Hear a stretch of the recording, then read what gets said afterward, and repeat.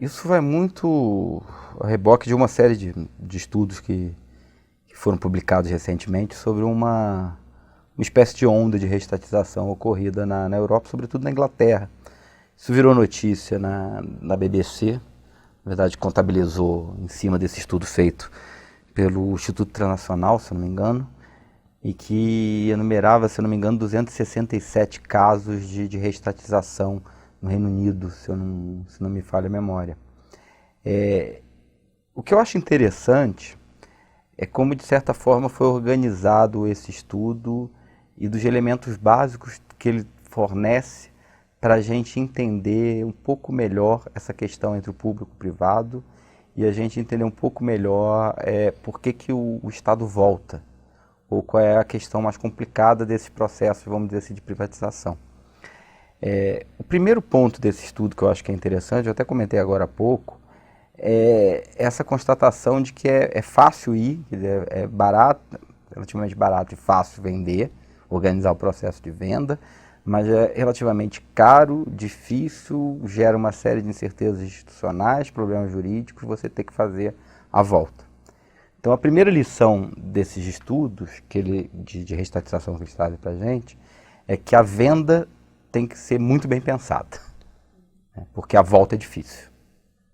Então ela tem que ser pensada com calma, com pouco viés ideológico e objetivamente no que aquela empresa traz para o país, para o Brasil, o que significa não ter ela, o que significa ter problema numa determinada empresa privatizada. E aí tem um segundo ponto que é importante também em termos do consenso que foi gerado em relação a esses estudos. Quer dizer, geralmente é traumático você privatizar certas atividades em que a sua interrupção seja extremamente custosa ou prejudicial para a sociedade como um todo. A água talvez seja, é um bem público garantido, mas a interrupção ou mau fornecimento desse serviço tem custos altíssimos para a sociedade como um todo. Eu gosto também de colocar um pouco essa questão dessa ideia, por exemplo, completamente despropositada do governo em vender a Casa da Moeda, em privatizar a Casa da Moeda. A Casa da Moeda Eficiente, ela é uma exportadora de serviço e know-how técnico.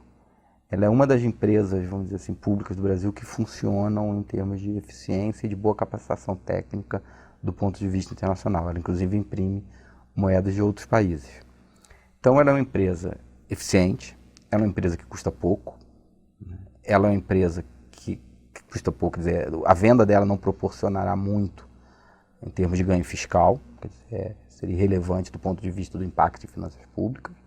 Agora, você ter um problema da gestão da impressão do seu dinheiro, da sua moeda dentro daquele país, ou da interrupção desse processo, ou de qualquer problema que ocorrer naquilo, extremamente grave. Então, esse também é um dos exemplos onde o estudo é muito bem categórico de que, olha, não tem muito porquê você privatizar esse tipo de coisa.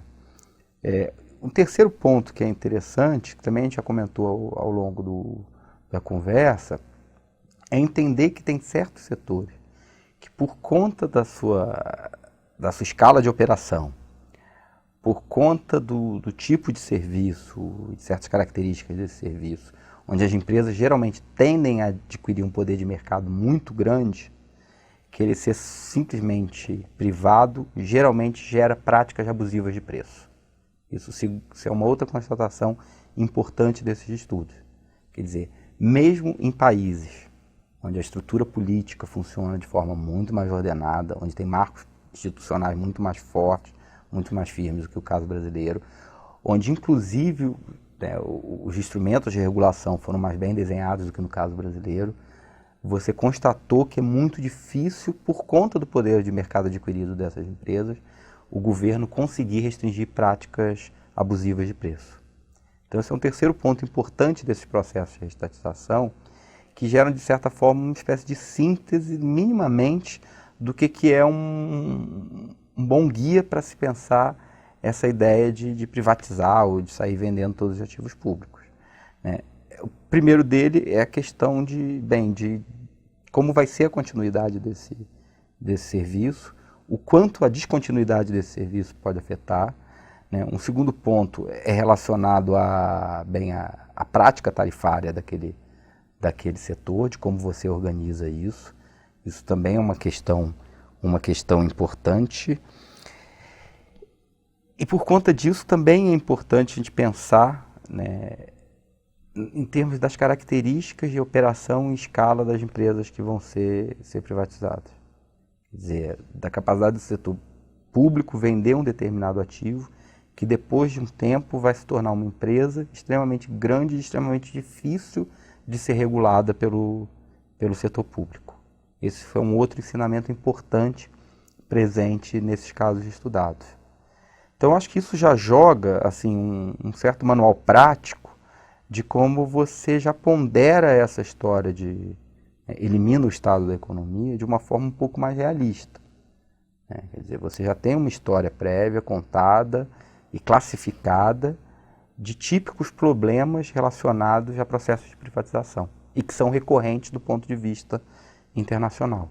Então, isso pelo menos tem que ser levado em conta em qualquer processo que você queira vender ativos estatais.